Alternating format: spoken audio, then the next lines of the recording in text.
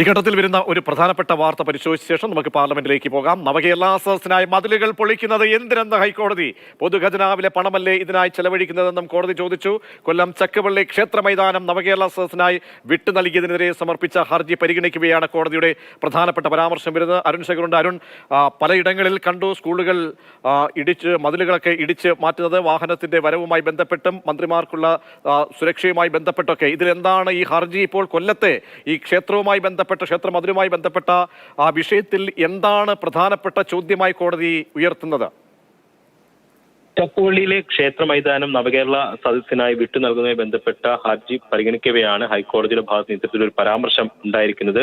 കേരളത്തിൽ ഈ നവകേരള സദസ്സുമായി ബന്ധപ്പെട്ട് മതിലുകൾ പൊളിക്കുന്നതായിട്ട് കേൾക്കുന്നുണ്ടല്ലോ, അത് പുനർനിർമ്മിക്കുമെന്നുള്ളതായിരുന്നു ആ പരാമർശത്തിന് സർക്കാർ അഭിഭാഷകൻ നൽകിയ മറുപടി. ഇതിനെ തുടർന്ന് കോടതി ചോദിച്ചത് പൊതുഖജനാവിൽ നിന്നുള്ള പണമല്ലേ ഇത്തരത്തിൽ ചെലവഴിക്കുന്നത് എന്ന ഒരു ചോദ്യം കോടതിയുടെ ഭാഗത്തുനിന്നുണ്ടായി. ഈ വിഷയത്തിൽ സമൂഹത്തിന് വിവിധ കോണുകളിൽ നിന്ന് വിമർശനം ഉണ്ടായിരുന്നു. ഇപ്പോൾ കോടതി കൂടി ഈ വിഷയത്തിൽ ഒരു വിമർശനം ഉന്നയിച്ചിരിക്കുകയാണ്. പക്ഷേ ചക്കുവള്ളി കേസുമായി ബന്ധപ്പെട്ടല്ല ഈ പരാമർശം നടത്തിയിരിക്കുന്നത്. പൊതുവിൽ ഒരു പരാമർശം എന്ന രീതിയിലാണ് കോടതി ഈ വിഷയം ഉന്നയിച്ചിരിക്കുന്നത്. ചക്കുവള്ളി ക്ഷേത്ര മൈതാനം നവകേരള സദസ്സിനായി ഉപയോഗിക്കുന്നതുമായി ബന്ധപ്പെട്ട് സത്യവാങ്മൂലം സമർപ്പിക്കാൻ കൊല്ലം ജില്ലാ കളക്ടർക്കും അതോടൊപ്പം തന്നെ നവകേരള സദസ്സിന്റെ നോഡൽ ഓഫീസർക്കും കോടതി നിർദ്ദേശം നൽകിയിട്ടുണ്ട്. ഈ പരിപാടി നടക്കുന്ന സ്ഥലത്തെ രൂപരേഖ ഉൾപ്പെടെയുള്ളവ സമർപ്പിക്കണമെന്നാണ് കോടതി നൽകിയിരിക്കുന്ന നിർദ്ദേശം. ഇതിന്റെ അടിസ്ഥാനത്തിൽ നാളെ കോടതി ഇക്കാര്യത്തിൽ അന്തിമ തീരുമാനം കൈക്കൊള്ളും.